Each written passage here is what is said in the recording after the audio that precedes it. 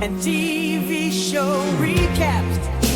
We review and read them too, as long as they're Black, Brian and Lamar hosting the show.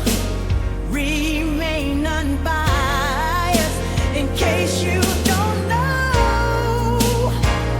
Now you know. There's nothing but love. Hands out to the imagination.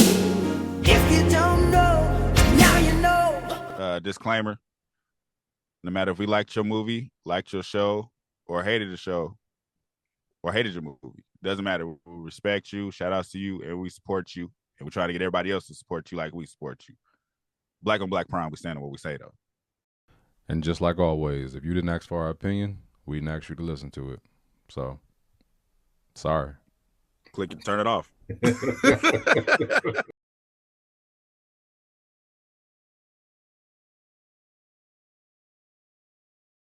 Hello, Tasha?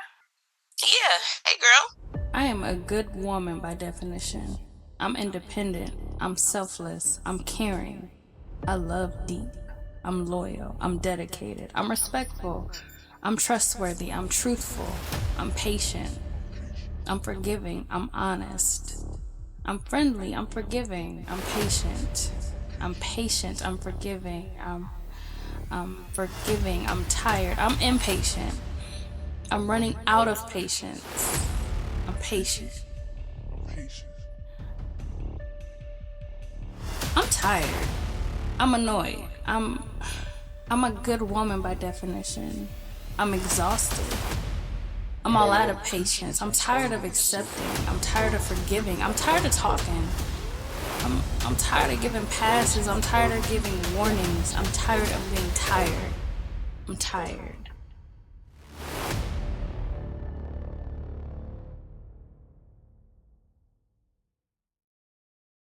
We back with the leopard collars. Pop them one time.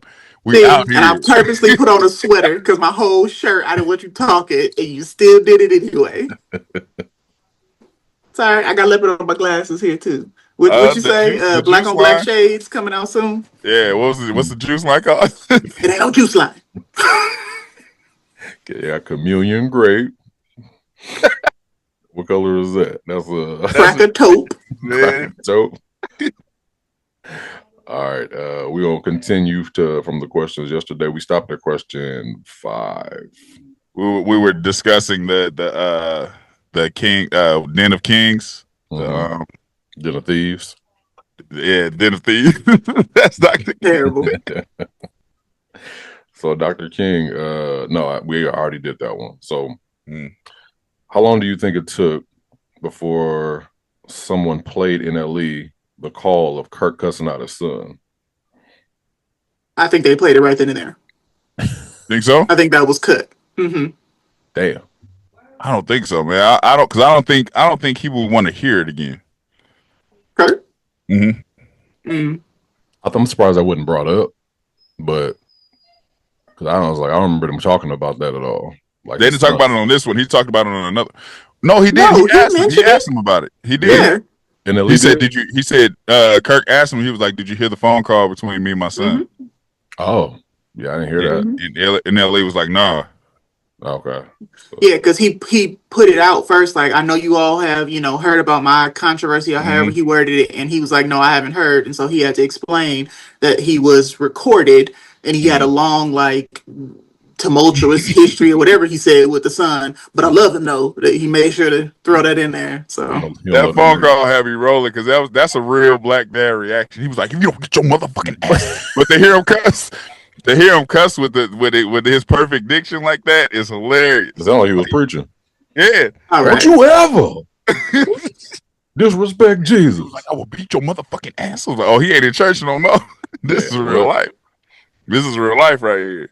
Yeah. No. So maybe not right then and there after Kirk mentioned it, but I think that they definitely played it for him that day. You think he heard it somewhere? He probably YouTubed it on the way home. Yes, that day. Yeah, or he didn't care to. Because he was still at that time, he was still on the defense of I know the answer to everything you about to ask. Right. True. So he probably just in one ear, not the other. After the thing is over, so. That's true. Yeah. So she says Dr. J said his dad was a pastor and he gained resentment because his father could speak like into everyone else but him. So for y'all, was there ever moments your parents poured into others the thing you wanted out of them at the time? Interesting. Well, you go ahead first, Dr. King. Nah, you go first. So like I was saying, I didn't meet my father until I was like grown. All my kids were born. I was in my 30s already. And then he, like 2 years ago, he passed. And when I went to the funeral and I'm sitting there, I'm watching all the kids that he lived with. And then I'm watching niggas that he just knew. And they up there crying like he was always a father to me. You know, he always looked out for me. And I'm sitting there like, you got me fucked up. Like you didn't try with me at all, but all of these niggas is boo-hooing. Like you the greatest man on earth. And it's like, God damn, like it's like, how do you feel after that? You know what I mean? You're the one child he didn't spend no time with. All his other kids is in here. And the other kids that ain't his that's just crying, talking about how much he was an influence and inspiration. It's just like, God damn. Yeah. Like, nigga. Real life, that's what went through my head. Like I'm just looking around like this shit is surreal. Yeah. And I look the most like him. It's insane. When I first met my oldest brother, well, my second oldest brother, that nigga pulled me to somebody that we was around. That nigga told me to take my hat off. He said, "Look at this nigga." He was like, "Y'all stop saying I look like him. Look at this nigga right here. This nigga's twin." I was like, "God damn."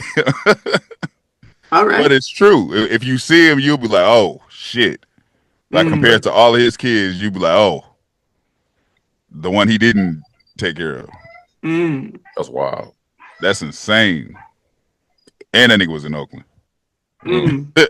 Insane. Yeah, I can't speak. I mean, like I literally have the same situation, but it's like, you know, he's still living, but my mom poured so much in that I didn't look over there, and I was never mad. I really didn't have like any like resentment towards him, because like now I talk to him, like we work good. It's just like there was nothing that I felt like I was ever missing. If anything, sometimes I think like, what would life be if I was raised in a 2-parent or raised by him, or have him have more influence on my life? I think about that sometimes. You know what I mean? Because I was like, being raised by just a black mom, sometimes you have that feeling. I don't know if Lamar can what's it called, relate, but it's just like there are things that I learned from people that weren't, well, like men, not that didn't have my best interest, but you know, I wasn't their son, so it was just like they was just kind of treating me like I was the homie. Like, you know what I mean? We were just like just talking to me regular. Hey man, this, that, and the other. Never really trying to like teach me nothing. Like on some like man shit. Like my mom was just trying to make me a good man. But it's like as far as like manly, you know what I mean, shit, like I didn't learn that from nobody. That was just learned on the fly. I had to learn that kind of from scratch. But yeah, you kind of so I always like took the positives from everything, and that's how I built myself into wanting to be a father. That's why it's like movies and entertainment is my escape for reality. All the bullshit I lived through television and movies and shit. It's like that's why I didn't want to be a player, because I watched Martin. Martin only had one girlfriend. I watched the Cosby Show. He had a wife and kids. Like I attached to the positives. It's like we had the bullshit people around us. Like, no, nigga, you gotta get these bitches. Like you hear like influences like that, that don't sound right. You know what I mean? Like, my mom is a single mom. You out here talking about getting all of these girls, it don't make sense to me. You know what I mean? They ain't none of our dads around, and you talking about just go be a hoe. No, nigga, like you, you're not a.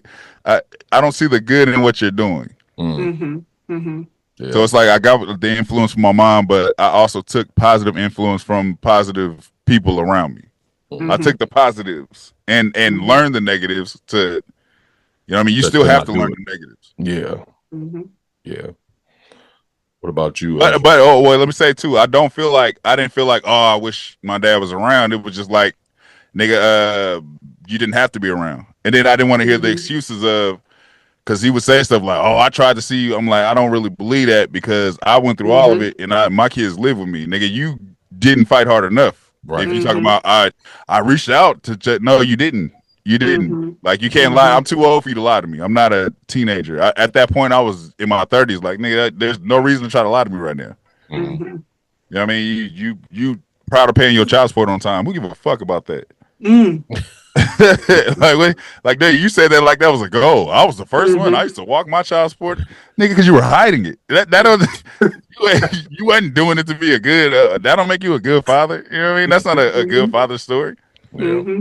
So it wasn't like when I went to his funeral, seeing everybody break down crying and all these grown ass men. It wasn't like I was jealous or like, oh, why you didn't do that to me? It was just like the audacity of this nigga. You know what I mean? Like, I'm sitting here like I'm not crying because I don't know you really, but the audacity that when I did meet you, you was like, oh yeah, man, I used to do this and I tried to reach out, I tried to call you. No, you didn't, nigga. Stop lying to me. Don't lie to me. Oh, go ahead, Dr. King. Your show. Yeah, apparently we have that theme here because I met my dad when I was 24, and all my life up until that point, I believed that he was dead. That's just what I was told. And conversation for a different day, but different podcast, I should say. I was previously married. I got married at 21, and I was getting divorced at 24, going on 25, and it prompted me to somehow I found out that he was not dead. So I reached out to one of my older cousins. She made the connection and she took me to go meet him. We met at the mall. She walked off, went to go shopping. He and I are sitting across from each other. And he tells me about all these siblings that I have and how he was a wonderful father to them. And they've lived in this affluent area out here in LA. And I was like, the audacity. Like, what are you talking about right now? You are sitting across from me in my face, telling me how you're this wonderful person and this wonderful father and grandfather, and you knew about me the entire time and had no desire to, oh, well, yeah, I used to ask, your cousin so-and-so about you when you was little. I'm grown now. Like, what? What are you like? I found you, So, and then we tried to meet up again. He told me I had siblings, so I was like, oh, well, bring my siblings. Like, I want to meet them. He told me he had a wife, and I said, well, I'm not ready to meet her right now. Like, I would prefer to meet my siblings. Your wife is an extension of you, and I don't really know you. So I want to get to know you and get to know my siblings. We set up another lunch outing. I pull up to the place, I walk in, and it's him and his wife sitting there. And I said, so not only did you disrespect me my entire life, you disrespected my one wish that I've never asked you for anything. I asked you, I'm not ready to meet your wife right now. Not ever. I'm not saying that. Just right now. I wanted to meet my siblings, and you couldn't even honor that. Yeah. So that was strike number 2. Then it was around Christmas time. He invited me to their house for Christmas.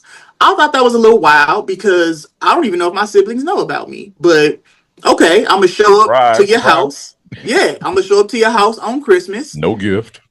No, not no gift, child. No side dish, no nothing. Nothing. I'm the gift. So he gives me his number.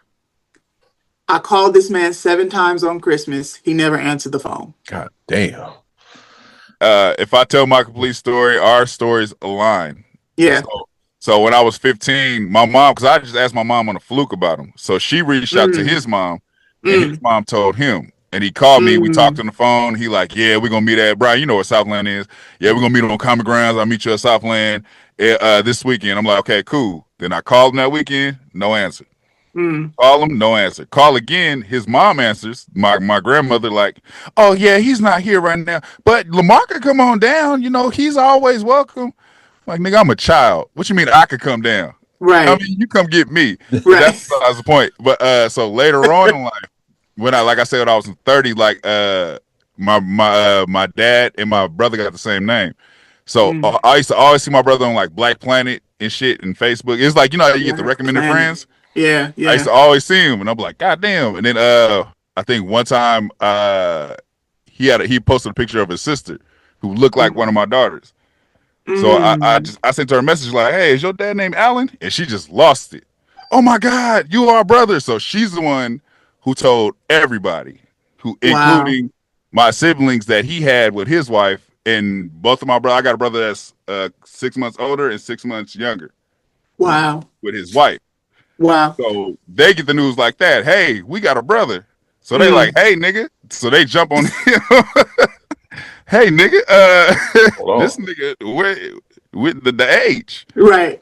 So it wasn't necessarily him who wanted to reach out. And I just wanted to see what the nigga looked like. I didn't even want to meet him for real. But it wasn't him to reach out. It was them. And then he tried to play the, oh, yeah, bring the kids around. Oh, I want to meet my grandkids. Nigga. Yeah. Let's run the fade first. Not run the fade, child. That's how I was feeling. It's like, now you just disrespecting me. Now you want to know my world. Yeah. And the same thing. He was like, when I first met him, we went to La Piñata, the Mexican restaurant in San Leandro, and he was supposed to pull up with my brothers. And when I get there, it's just him. Like, why you by yourself, nigga? Wanted to meet first to make sure everything was good. Well, like, what you think I was going to do? Make sure you wasn't trying to kill him, you know. Pow, gotcha. Pow, gotcha is hilarious. What you mean? But it's weird. It's the same thing. It's kind of like it's like false hope. Like, you still talking to me like I'm a little kid. Stop making these false promises. All I wanted to do was see you. That was it. You don't gotta extend this. You don't feel forced to be like, hey, I'm a grown ass man. You know, you don't have to be in my life and force that now, nigga. I'm grown. Yeah. Last 3 weeks ago, his wife requested to be my friend on Facebook. You didn't see that, right? You didn't see that request. Hey, man. In all fairness, I have not accepted a new Facebook friend request in probably 6 years. Because if I didn't know you prior to 6 years, Facebook is for my family. Like, I'll feel you on that. I get a lot of Facebook requests from people that are just like, yo, we ain't cool like that no more. Bro. You knew me when I was 10 and that's it. Well, I don't really be on Facebook like that no more. Yeah. I don't be on there at all. I'm just Instagram. That's it. Yeah, it's my older cousins and aunties. That's who's on Facebook. Yeah. So we all got father trauma, I guess. For sure. Sound like we need another podcast, y'all. That's what we need. Yeah. And like I said, I don't hold no hate in my heart. It's kind of like it's just when you got to be honest about the bullshit. And it's like now, because his wife is like the sweetest lady in the world, and she be inviting me over there, and it's like I feel a way going over there. Like, nigga, I'm a reminder. Of what he did behind closed doors. Yeah. It's like you don't want to keep putting yourself in, because it's uncomfortable for me. I don't know how it is for them, but for me, right. Like, you feel like all the eyes on you. Like, oh, that's right. You look just like that nigga. Looking just like him. I'm at her birthday party dancing, and she like, right. They doing double takes and shit. Like, that's the side, baby. Give me some of that butter. Give me some of that butter. Yes. Can I get some of them wings? Oh shit! All right, we got what's this? So one of the questions she asked was on the topic that boys need more hugs than girls because boys are underdeveloped emotionally. How do y'all feel about that? Truth. Truth. And I just it's funny because it's like I'm dealing with that currently. Because remember I was telling you my son was in summer school. He was talking about grades. I mean, I was talking about how easy it is for summer school, but then he's back in regular school and he was struggling. And my approach was all the way different this time. It was no yelling. It was none of that. It was just like a calm conversation. And it was like a strict conversation, but it was more compassion to it. So it's like hearing them out, doing something different than like, because we grew up with the you do what I say.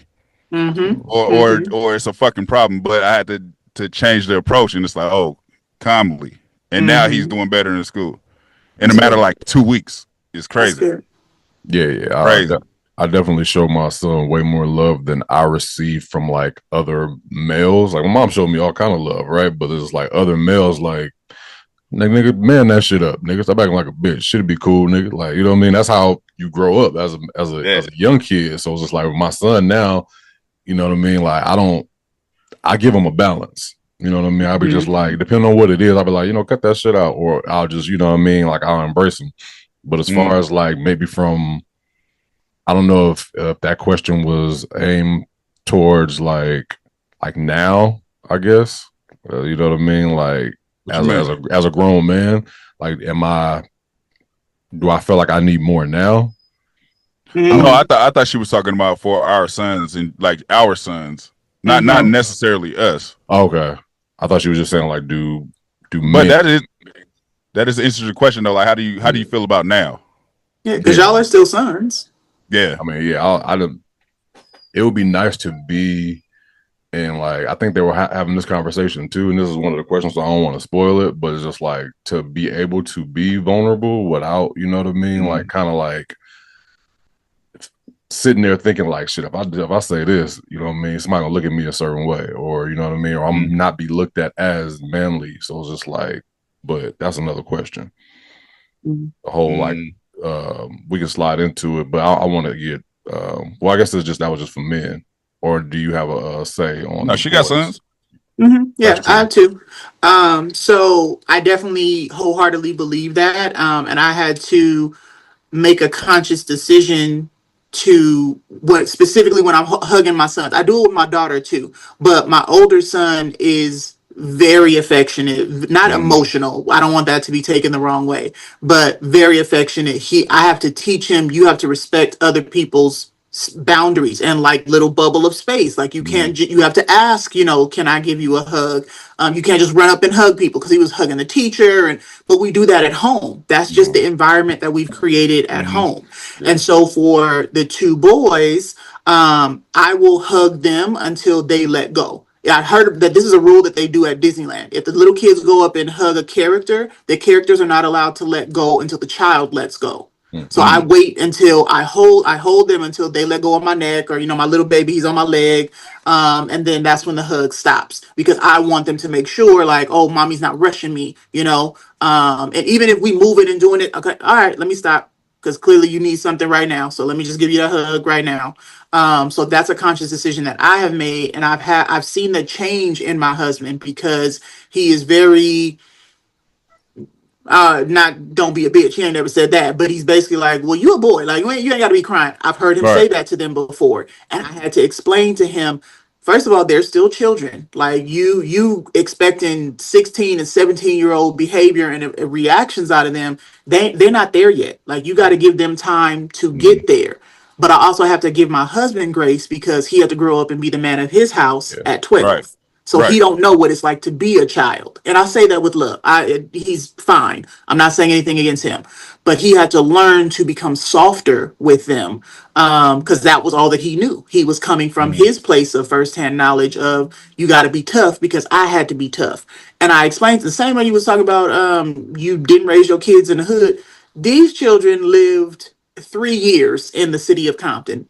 They have moved out of Compton. They live in the suburbs. Like, they do not live the same life as you, sir. Okay, so they don't know. All right, It's funny. Give them some grace. It's funny because my older brother was like that coming up, like the "don't cry." What are you crying for? And he was like your husband is. He was the older brother, so he felt like he wasn't doing a good job at it, but he felt like this is what I have to do. I'm the man of the house type shit. So it's like, what are you crying for?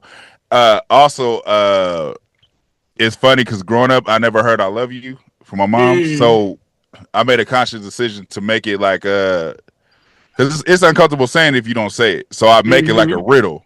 When my kids get out, I'll be like, "Peace out, see you later, love you," just so I know I'm saying it. Yeah. It's part of a riddle, so it's like adapting to the change of what you heard. It's like with my sons cry, I'm thinking about my older brother saying, "What are you crying for?" So I tell them like, it's all right to cry. Yeah, like it's certain situations when you cry. I'll say that while they're crying. Like, it's certain situations when you cry, but you got to figure that shit out afterwards. Like after you cry, you got to figure that shit out. Yeah. But it's all right to cry. It's taken from what I grew up with and trying to change it. For sure. In real time, though. For sure. In real time. We tell the kids it's okay to cry. It's not okay to whine. So if you are whining, I can't help you. I don't know how to help you. I don't know how to, fix whatever it is. You can cry. Absolutely cry. That is a perfectly fine emotion. But whining, mommy and daddy can't help you. I don't know how to help you with that. Shit up. I don't have no sense. Okay, don't say that. For whining, I'd shut that shit up. But my kids are wasn't babies. whiners, though. No, they weren't whiners though. Yeah, that's good. For other kids, I'd be wanting to say, "Man, shut up." You seen them kids like, "But I want it." You be like, "Boy, I was slap." Yeah. Damn, I was slap the shit out your son. Yeah. All right.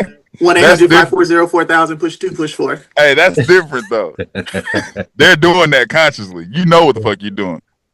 There's a difference between crying and whining. Shut that whining shit up. Yeah.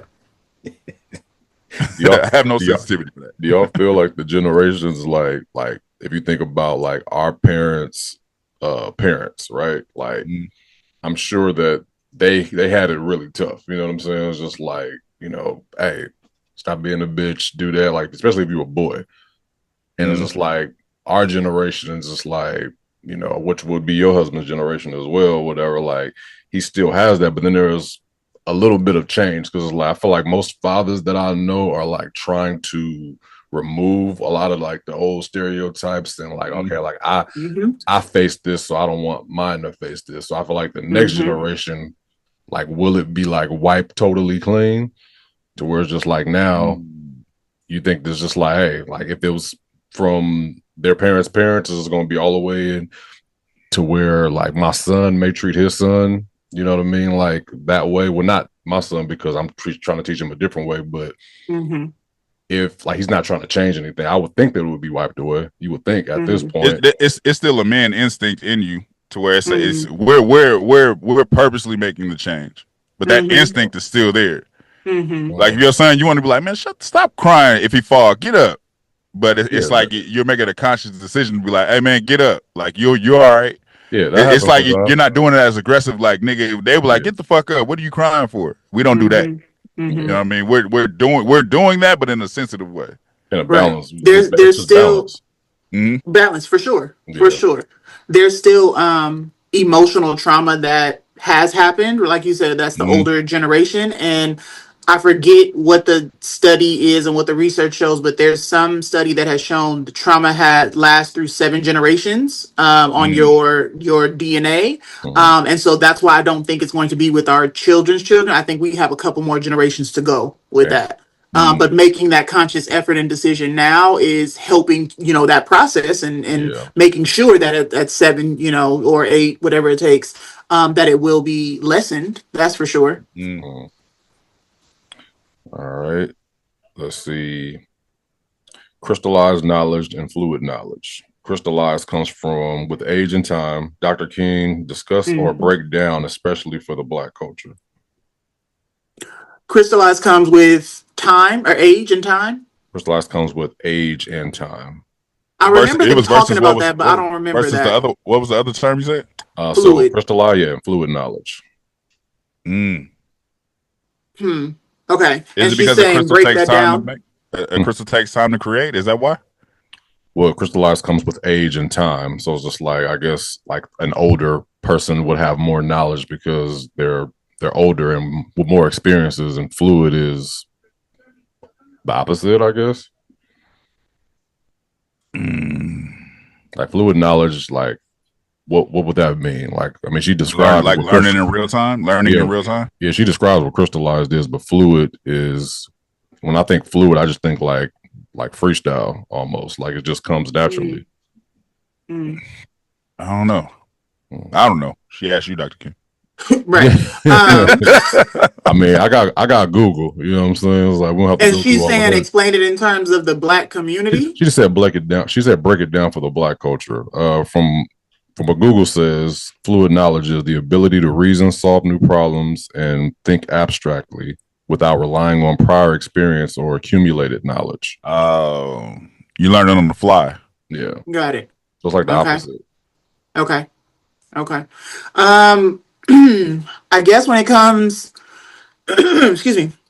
comes for Black culture, crystallized knowledge would be, of course, the things that you learn from your own experiences, right? In terms of Black people are not a monolith. We do not all have the same reactions, the same way that we wear our hair, the same type of clothes, the same way that we talk. We are not all the same. Yeah. So there's that. And so your experiences will cause you to have different types of knowledge, different foundations of knowledge to pull from. But I think it also comes with ingrained within our culture that history of passing down stories and the storytelling and being able to share that knowledge is just ingrained within us, right? And so you're able to pass down that crystallized knowledge based upon your own personal experiences, based upon what you've talked about with your friends, and share that with the younger generation. I think when it comes to the fluid knowledge, I think that it needs to go both ways, because if just going back to what your comment that you said, Lamar, fluid, or this concept of fluid versus crystal, over time the fluid becomes crystallized because Right. it's just been sitting, it's been hardened, and you don't want to get stuck in your old ways, and so you would need that fluidity to come back up. It can't just be the older generation passing it down. It has to be the being able to learn from both. And I think that's what Kirk Franklin kept trying to convey as to why he had NLE there, even though he was, 22 years old. Granted, he wasn't able to read the room, couldn't understand the audience, and was put on the defense way too early and for way too long. He couldn't really receive from them. He just wanted to prove that he needed to be there. He had earned his seat at the table, but there definitely needs to be an exchange of knowledge and information from older to younger, and vice versa, younger to older. And so I think that that's the only way that our community is really going to continue to thrive, because we don't want to just rely on the crystallized knowledge just based upon your age and your experiences. That's great, but we live in an ever-changing time and ever-changing culture and society, and so you would need to learn from the younger ones in order to not get stuck in your ways, in order to continue to move on. Just thinking about technology and how the older generation, you have to help them with the simple, to us, stuff that's simple, right? And you have to explain it step by step by step. I still got to explain to my mom, you can't just post anything on Facebook. Like that's not how that works. You posted your random picture of the person, the picture your phone took inside your purse. That's now on your page. Like, take that down. Like, what are you doing? So explaining to them just the small nuances of, social media, right? That has to be passed back up the pipeline. But I'm wondering if there's anything specific that she was looking for when it comes to. She just said break it down, and I felt like you definitely did that. You know what I mean? The definitions, because I wasn't aware of what fluid intelligence, not intelligence, but knowledge meant, because you already explained the crystallized one. That makes sense to me. But I think what we've been talking about is just balance, and I feel like with NLE, I'm not saying he didn't have crystallized, but it was still like, how do you define that though? Because it's like he has experience, you know what I mean, but it's not old enough. It's not just fully fluid knowledge either. So it's just like there's some experience and time there, it's just not enough time. So is that not crystallized knowledge? But it's like you can't really define what enough time is. Correct. It's kind of like when Kevin on stage said, "I didn't grow up where you grew up. I grew up way nicer than the hood you grew up in." Right. So his years on Earth are different in comparison.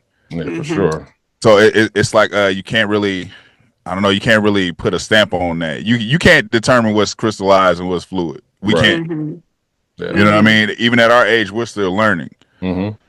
So I think it's just situational. It was more like it was fluid. He was fluid in that situation compared to how crystallized they were, because of their age and their experiences, just life in general. Like they've lived a lot of life compared to him. Not necessarily the same life though. I think Kev on stage had used a pretty good example when he was talking about the Labubu. The toys. Now, granted, NLE didn't know what that was, but Labubu was the Tamagotchis, was the Game Boys, was the whatever we seen it all before. Elmo. We seen it all before. Right. It was all of those things, but at the time, that was crystallized for us because that was all that we knew. That was the height of what it was. This is what we needed to have. And so I think that's what he was trying to tell or explain to NLE, like, this is your first time getting this piece of knowledge. And so for you, I think I had read or heard somewhere, I think somebody had commented on the video. NLE is like the person that goes to jail. They learn something new, and now they feel like they can go out and teach it to everybody because you at the height of what it. And I mean that in no disrespect. I'm just laughing because I know what you're talking about with Yes. that. It's like the nigga that did a year in jail that want to sit you down and talk to you for 6 hours because now he knows life.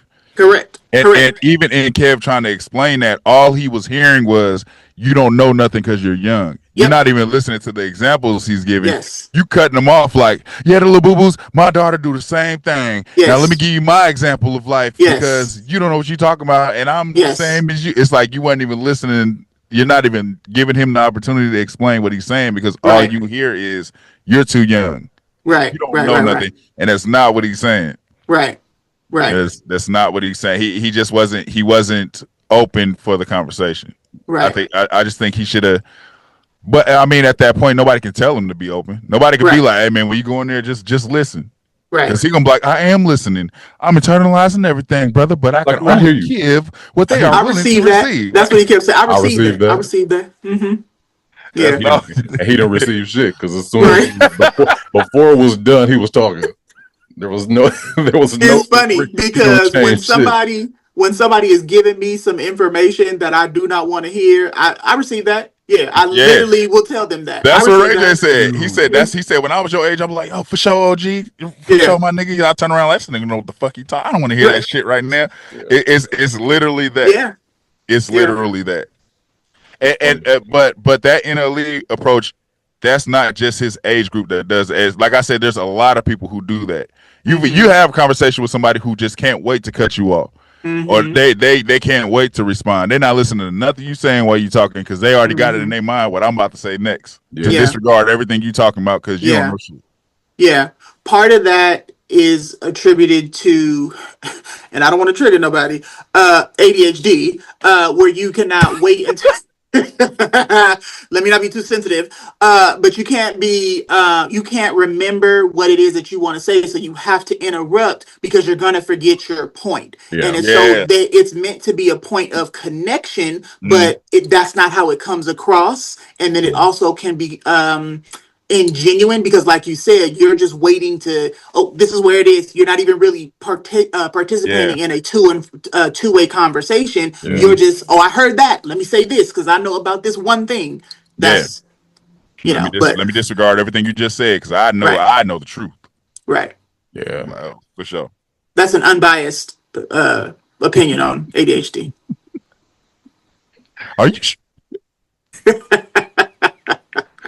All right, Kev on stage said women don't weaponize his vulnerability. Well, his woman doesn't weaponize his vulnerability. Have you ever weaponized someone else's vulnerability?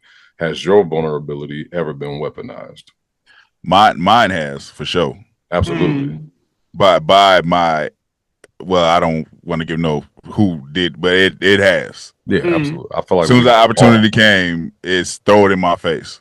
Sure. And the crazy part is, and this is why I have a deeper respect for my wife. At a time where she could have done that to me, she didn't. At a time where she had I would think situationally, somebody would be like, she has the right to just tear you down right now, but she didn't. It's a different level of respect there. You can't let everybody know your true feelings. Like, you can kind of give them a preview just to see how they're going, to take it. And then once you see what they do with it, then it's like, okay, I'll give you more. But other than that, I've definitely had somebody like take information and like, well, what about when you did this? Or what about, like you this, that, and the other? I'm like, what? Like, that's what we're bringing up. Like that's where we're at right now. Like that's what you felt like, you know what I mean? That's something I told you in confidence, you know what I mean? Like trying to actually open up. So like now, it's harder to open up. It's always been hard to open up. So it's like even with just friends in general, it's just like you don't want to say too much because like you don't want to be used against you. So you just kind of like, stays closed off. I have people who I can open up to. I don't need to open up to the world. I guess that's just everybody don't need to hear it. Yeah, I got people for that. So it just is what it is, but for sure. Yeah. I've never done that to someone and I've never had that done to me. So I don't have that point of reference. I know that my husband has been very vulnerable with me on multiple things, and I make a conscious decision that when I'm going to bring that up to him, to have a discussion about it, not to throw, it's never in a heated moment, it's never when we're, having a debate, nothing like that, but just, hey, so we talked about this, and I think that that could be helpful for you to go back and explore. Like, what do you think about that? It's a conversation about it, but I have to be very mindful of what was he doing before? What is he doing right now? Because I don't want him to be distracted and take what I'm saying the wrong way. So it's a fine line that I have to walk when I am having those That's a very fine conversations with line. him. Yeah, That's a very fine line, because I could just imagine like certain shit I told my wife, if she would have bring it up like that, the timing is everything. For sure. For Like, sure. hey, no, do not talk about that shit right now. For sure. Even For if sure. it's at the kindness of your heart, it's just like, I just don't want to hear that. Don't. Yeah. You know what I mean? I've dealt. I feel like I've dealt with it, and that's good enough for me right now. But it's like, not right now. Yeah. Not right now. yeah. That's dangerous. Also, Jonathan said, I'm a highly coachable husband. Are we coachable as spouses? And should everyone be coachable? And is that the same as malleable? I think so. Well, I'm gonna keep it real. Break down malleable, right? I don't know what malleable meant. So I'm like, you got to break that down. I was looking at y'all. Like, I thought I said marble for a second. Break down malleable before I act like NLE Chopper. Like, I lay out some fucking forks and knives. Like, this is us. She's here. I'm here. If you break down malleable, malleables, you break down malleable as male and able. I'm an able male. It always leads to two. The male and the able. So the way that I always remember malleable is you've seen potters when they're making like I almost said pottery. Oh my god, what is They're making pots? Yes. Why you go so far with the word? Potters, when they make malleable trees, like they can just say they make pots. I think that's what they do. No, I was thinking pots, but pottery was coming out like that. That was crazy. But when they have it on the wheel, the clay that's on the wheel, the clay is going around on that spinning thing. They add the water to it. The clay is malleable in that moment. It's able to be molded. It's able to be shaped, put into any shape that you want it to. Basically, that's what malleable is. It's soft. It's pliable. It's flexible. But it can, What's the difference between being coachable and malleable then? I think they're synonymous. I think they're one and the same. They're pretty much the same. It's just like you can be molded. Yeah, and you can only be molded by being coached. Yes. So it's like the same thing. Yeah. But I think that it is necessary for both parties to be coachable, malleable, whatever word you're comfortable with, because you come in as a whole person to a relationship, but you come in whole for you. I'm not necessarily going to be a perfect fit for my partner the very first time that I meet them. So as we grow together, I have to mold and adjust myself for them. I'm old-fashioned beliefs or whatever. You should be submissive one to another. That's exactly what it says. Wives don't just submit to the husband. One submit one to another. But I have no problem saying, okay, this is something that I'm going to have to lay down because this is what he needs from me. So let me adjust myself, adjust my tone, adjust my approach, because I know that that's going to be helpful for him. Right. I know my husband's mind works 1,000 different ways. I'm not going to tell him something I want him to remember as soon as he walk in the door. It's gone within 2 seconds after he done took off his work boots. He don't know what I talked about. Get out of my face. God bless you.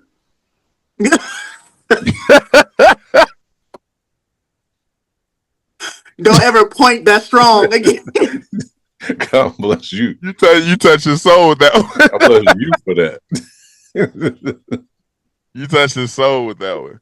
It's just adapting. It's more. It's like if I give any relationship advice, I'll be like, you gotta learn how to deal with the worst of them. I feel like that's where relationships need to start. When you've seen the worst of somebody and able to live with that. That's where the happy shit everybody can live with. It's the worst. When this motherfucker get on your last nerve, can you deal with that and be all right with that? Right. Can it just be another day for you for this motherfucker to get on your last nerve? That's the most important, and that's part of the coachable. Calm down. That's part of the coachable malleable. That's where you fit into where it's like, all right, I'm just gonna leave her alone because she's about to piss me off. Yeah, It's yeah. like you got to make a conscious decision, but that comes with learning. That comes with the molding and fitting. Because I know with certain things why I piss her off. It's you know you guys know each other's triggers.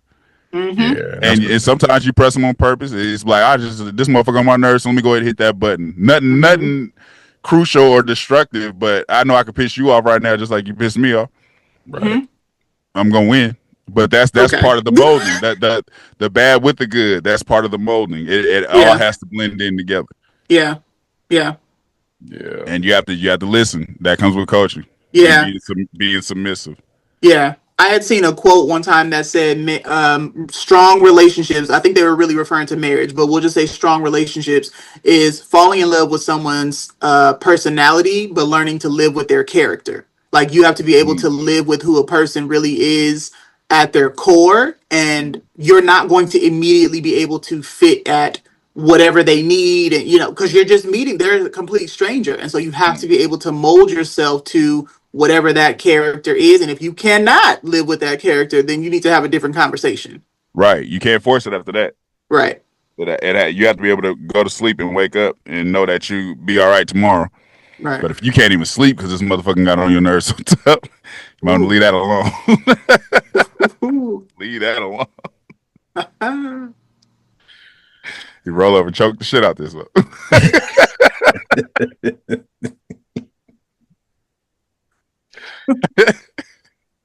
Yeah, we all love our spouses, y'all. If you can tell by the Brian don't even want to answer this question, but if you can tell by the smiles on our face.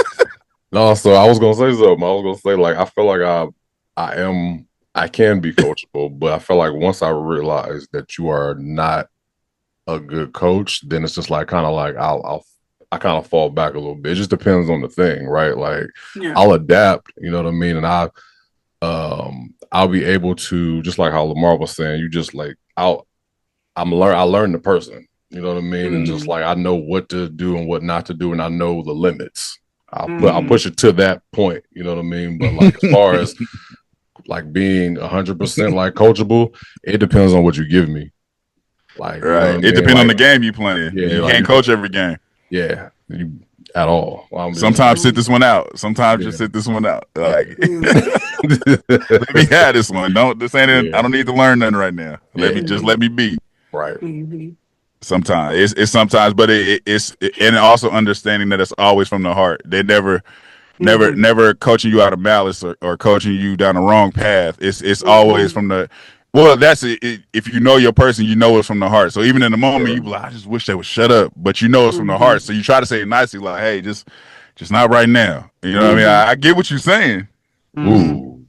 Just listen to me. Like we're walking for a purpose. We're walking on this street because we can't get an Uber over there. We just try to be nice, and we have to do this. Not right now. I can't discuss this with you right now. Just follow me, please. This is a real life story. This really happened. Woo!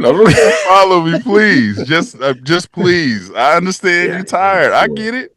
We all tired. Just please. We just trying to yellow brick road, man. We're trying to get home. That's it.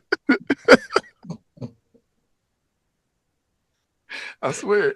Oh shit. Moving on. Let's see. Kirk said, always chasing ghosts when you don't know where your beginning is, referring to him not knowing his parents. Dr. King, have you experienced cases like this, and how does it show up?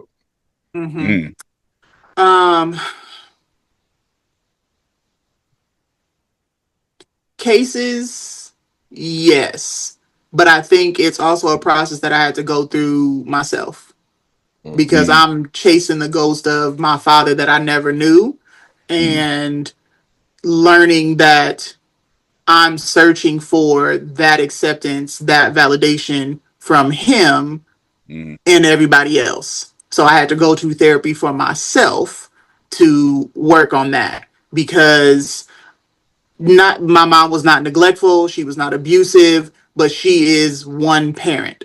Again, conversation for a different podcast. I've had not now because they're divorced, but I had a stepdad since I was 4, but I had a single mom. I had a single parent. I So know I exactly lived in what a that means. 2-parent household, but the conversations, the attention, the, hey, let me help you with your homework, one parent. So it was like a double battle that I'm trying to fight because I'm neglected from real dad, but then I'm also neglected from stepdad. So it was a like 2 ghosts, that I'm chasing. So yeah, I had to do some real work in therapy on that. Because that's a battle. That's a huge uphill journey that you have to go on, and then you layer on I'm a girl in those situations. The girl father relationship is the very first relationship that you have to establish, and that's what you base all your other relationships on. So there's a lot of things that I had to unlearn just based upon what I thought relationships were supposed to be based upon what I was given. Right. So yeah. Got it. Let's see. What is that? Dr. J says, we don't need you to heal your man because once you do all and he's well, he's gone. Is that where some women go wrong? Trying to heal niggas, and once they're well, they don't recognize the need for you anymore. Or does she remind him of the time and when he was not his best? I'll let y'all answer this. Situational. Yeah, absolutely. I don't think I've ever been in that situation where I needed to be healed, by somebody, and somebody did that, and I was just like, all right, then, like, you know what I'm saying? Just like, appreciate you, you know what I'm saying? Or yeah, I can't relate. So for that one, I feel like I didn't know I needed to be healed, and she healed me without letting me know I was healing myself. Which is probably different. She allowed me to be stupid, huh? Did you dip? I tried to, and she allowed me to be stupid, and that's part of the healing process. Like, you go over there, go ahead, just be stupid, just leave. Until the world crumbles, and it's like she like, well, come back. That's why I was saying it was a time where she could have been like, no, nigga, don't come back here. But it was the nobody else. You can come back here, even though I can't stand your ass. And then that's the wake up call. That's what I'm saying, the healing, and help you get back on my feet. And it's like, well, nigga, I've healed, but I'm not going nowhere. Were you able to, and maybe if you're comfortable sharing, were you able to recognize why you chose to leave? Yeah, I was being stupid. So I wish I could get that whole Kirk Franklin quote when he was talking about how he was with his wife. He described me at that time. After divorce, after trying to figure everything out, I didn't have no male figure to be like, nigga, this is your path out, or this is how you heal yourself. It's like Brian said, we trying to learn it on our own. So it's like I'm trying to move on, but still not dealing with shit I'm supposed to be dealing with. It's not the getting over my wife part, or getting over my ex-wife part, is dealing with myself. Like, after you leave that, because I never had my own bedroom in my life. So I went back to that, like, oh, I need to be on my own. I need to stand on my own too. I need to figure this shit out by myself. But it's like, you're not in the position, nigga. You got 3 kids already. You're not in the position to figure it out by yourself. You've committed to being a father. You need to figure it out with your kids. And I'm like, no, I gotta step out. I don't have the tools to do none of this shit, but I'm trying to figure it out. And she's right there waiting, like, go ahead and be stupid. Yeah. You know what I mean? Figure it out. Yeah, go ahead, try to figure it out. Try to figure. Look at your dumb ass chasing your own tail.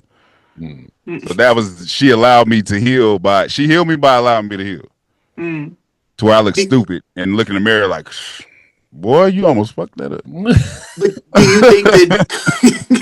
do you think that there could be a difference because you healed yourself essentially? She was there, she was supporting, she was kind of guiding, but you essentially did the work. I think in the question she was asking and kind of what they were talking about in there is the woman is doing the healing. Do you think that there's a difference in how your situation ended up versus how they were saying that they're gone? They don't come back. I feel like I give the credit for her healing me because she could have let me drown.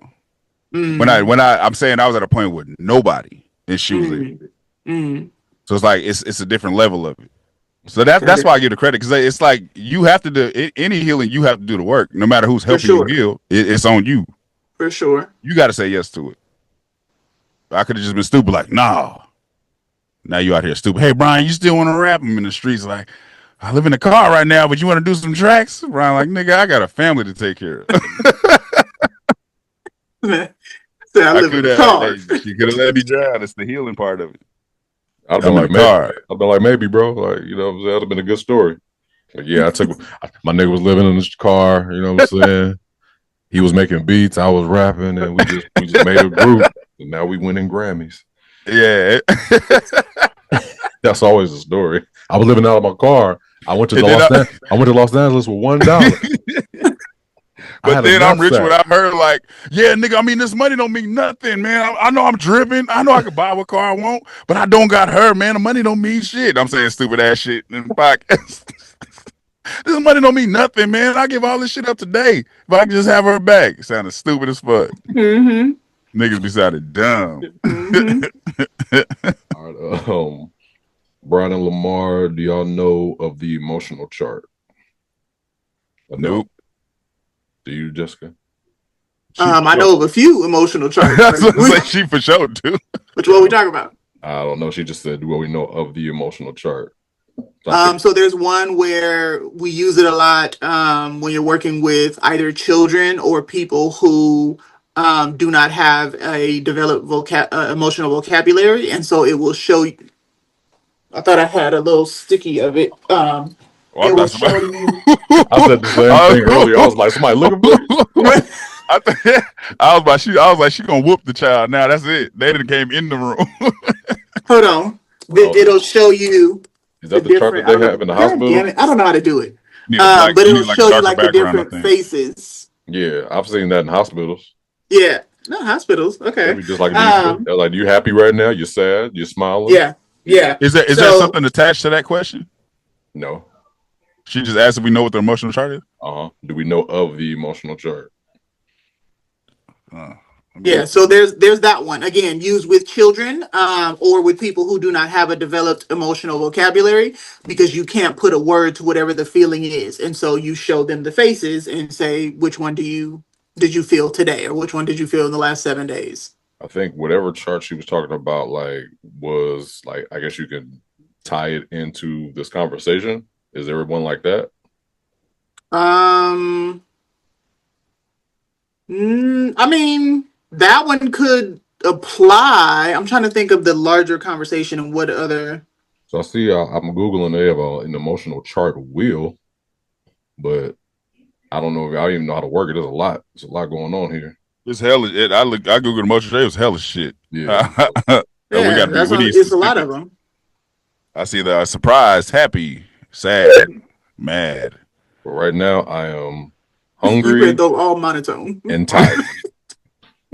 I thought I thought something was attached to it. No, I'll move on to the next question. So she said, this ain't even really a question. She said, "Hey, Kirk's outro beat was beaten, wasn't it? And shit, twerk a little bit, praise him." Twerk a little bit, praise him. That wasn't really a question. She was like, "That shit was banging, wasn't it?" Mm-hmm. Church rap. Mm-hmm. My cousin and them.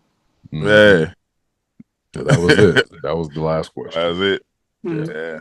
Like I said, the show is dope as fuck. I wish I could find a circle like that.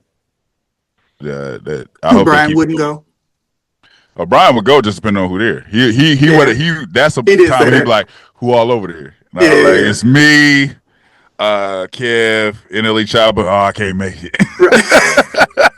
If it was like a bunch of strangers or something like that, maybe. But if it was like some bunch of niggas that I know or I've seen them interact before, I'd be like, nah, I don't know about that one, bro. It's not gonna go well. Mm. Yeah, it's very irritating to get that energy when you're having a good conversation. Mm-hmm. When somebody feels like the conversation is about me now, and you just, I'm more of a step back, and then I'm not taking this conversation serious no more. That's why. That's one of the reasons why I don't do sports conversations. I have my team. I talk to myself about the team and a couple of people that have opposite, and we kind of talk shit. But I don't be going around them nigga LeBron and Jordan conversations. Yeah, That's all opinion. That's all opinionated shit. I don't want to talk about it, bro. That's on you. I don't do sports comment, but I definitely do like normal conversations and music and movie conversations. I just have a lot of people in my life take my opinion like ultimately serious. So it's like the conversation takes a left to where I don't want to talk no more. It's like if I don't agree with your opinion, then you start like some people start saying shit like I hate when people say that bitch ass shit when you start using keywords like that. You call me a bitch ass? Like, yeah, that's how I take it. Whoa. I'm like, oh, so this conversation is over. Like, there ain't nothing else to talk about. Yeah. Like, you taking this shit too serious. We were just talking about did D'Angelo have a platinum album? It'd be something simple like that. And it's like, if I don't agree with you, now my words is bitch ass. Yeah. Yeah, music is fun. Music is fun to talk about, but unpopular opinions sometimes that should get ugly. Because I got a lot of unpopular opinions about it. It just don't got to get that deep. A debate is a debate. After this debate, I don't give a fuck about when we done with this debate. I don't think about this no more. Yeah. I might think about the funny moments of it, but I ain't going to bed like, and I can't believe this nigga said. Like, calm down. Like, it wasn't that deep. Calling niggas from the outside. This stupid ass nigga think that KRS-One ain't better than doo. What a minute. What you call it? But I'll even take that because it's like, you being funny. When you say this stupid ass thing, you're being funny. But if they be like, man, the nigga keep saying this bitch ass shit, this old punk ass shit. It's like, you're not saying me specifically, but you're saying what I said was punk ass bitch ass shit. And it's like, oh. We don't need to talk anymore. Right, it ain't even about the conversation no more. I see where we at. Take your little records. Go about your business, I see where we at, nigga. It's about to take a turn. Hip hop boy. Not hip hop boy. In my normal life, I kind of stray away from debating. It just depends on what circle I'm in. Yeah, because people take the opinions way too serious. It don't be that deep for me. I really take opinions as facts. I still got to pay my bills at the end of the day. You say what happened? I hate when people do opinion facts. Like, I hate it. Like, just your opinion, bro. Cool. It's not a fact though. Like, don't do that. That should be hilarious. Don't do that. Opinion facts be hilarious. Just like nigga, like think about it. Like, I don't have to. I have my own opinion.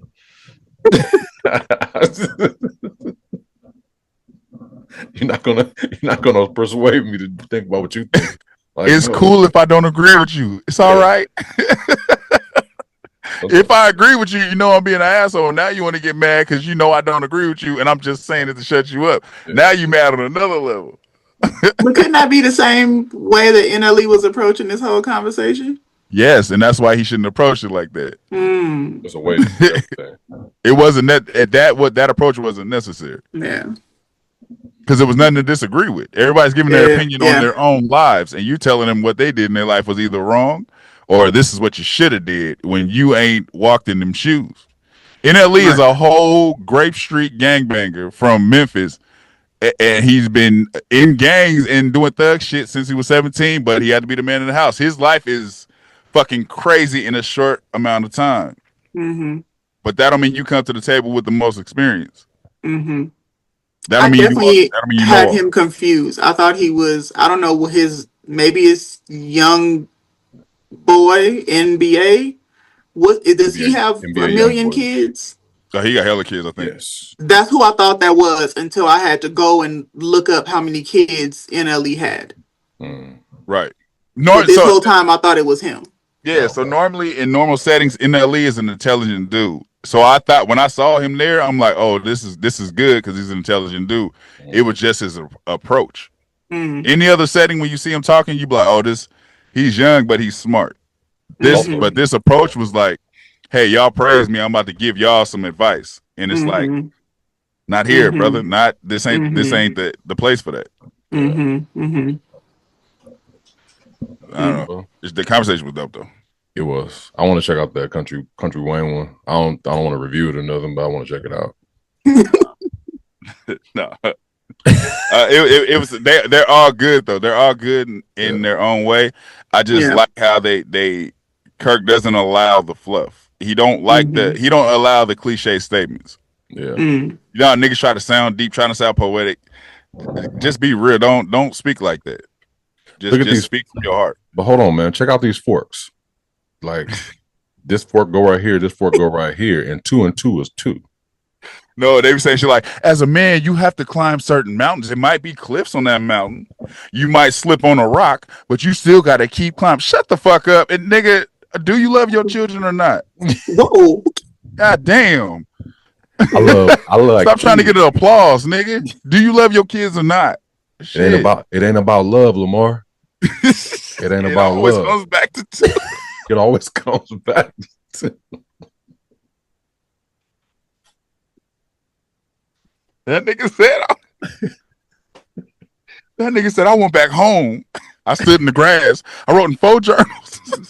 I mean, like, I talked directly to God. I always got you. Hey, he's that nigga that be like, yo, I talked to him. Like, I talked to him. Yeah. Bro, you know what I'm saying? I had a conversation with God. He said, you have to go straight to source. You don't know if that's source or not. What does that even mean? Yeah. I could have been behind you like, hey, brother, this is God. This guy speaking. Hey. I was asleep and he was in my dream. Hey, brother. Like my nigga. It always comes back to 2. Yeah, I don't know the verse, so Bible thumpers don't come for me. But there's something where it talks about reading the Bible for understanding and do not lean into your own understanding. Like you really have to study the Bible. He just kept saying, "Oh, I read the Bible. I read the Bible." That's the problem. Like you just reading it. This was crazy. And I know Kirk wanted to just tell him to be quiet because Kirk was like, did you grow up in the church? He said, I come from, I'm thinking he's about to say he's in the church. I come from, my dad went to church 6 times a week with my grandma. I come from that. Church was like, he was like, you went to church? No, I didn't. My father went away from the church. Kirk is like, what are you talking about? That's exactly You didn't go to church. He sounded like them niggas that be just like, oh yeah, I'm from Compton, but they mom is from Compton, and they grow up, or their grandma was from Compton. Oh yeah, nigga, I'm from Like I come from that. Yes, I come from. My daddy grew up over there. I'm taking the bus from Compton, Long Beach to go to my high school in Orange County, and y'all talk about how y'all from the hood. I don't see y'all where I live. I'm on the bus going to school. I don't see y'all over here. I was catching the 82 well from Oakland to Hayward High, and everybody was from the street next to the one I was living at. Right. All of y'all from there. Oh yeah, I come from that. That's hilarious. But yeah, good. I would say y'all should watch the other ones just to see what I'm saying about Kirk not allowing the fluff. Yeah. It's a couple of attempts, but they don't dwell on it. They'll be like, oh, that was cold what you said, but it ain't dwelling on it. Now everything is poetry. Everything ain't that damn deep. Just be normal. Yeah. Talk like the camera ain't on. Yeah, that's where we at, man. Y'all should go watch it. Like, share, subscribe, we talk back wherever. If you there, let us know below how y'all felt about the show if y'all watched it. And we'll be back with something else. I don't know what we got going on next. Oh, we got the It series coming up, y'all. So tune in this weekend. I think it starts on Sunday. She gonna get involved. You gonna get involved. You gonna get involved. I'm gonna knock your ass out too. Make a choice. Make a choice. What's your best friend's name? Sasha? Sasha, if you watch it, make her ass watch it too. She'll watch it. Get her a couple of these. Bring her. She ain't never had this flavor. Get her some pineapple. Get her some pineapple cut water. You make her ass sit down. Now I'm going to sleep. You're like, what is good? Make our ass watch it. But we do we have anything? People are now asking for us to do 3 strikes. I'm with it. Okay. So we doing that? That's cool. Okay. Were you able to find it? You was already able to find it? Let me write it down. It's definitely it's on the super box. Oh no, I think it's already in the I wrote it down somewhere else. Yeah. The super box is working now? Yes. She was like, shh, nigga. Right. But Brian said it like 10 times. Oh yeah, that's my business. That's my business. I don't care. Jessica, like, hold on, nigga. Like, and now I'm not telling you nothing else personal because you on here running your mouth by the motherfucking super box. We try to be vulnerable. Weaponizing my super box. Weaponizing my super box is crazy, sir. That is insane now that I broke it down in my mind. That was insane. That is insane. But yeah, we out. Peace. Thank you for watching. Subscribe to our YouTube and Spotify and follow us on IG and TikTok.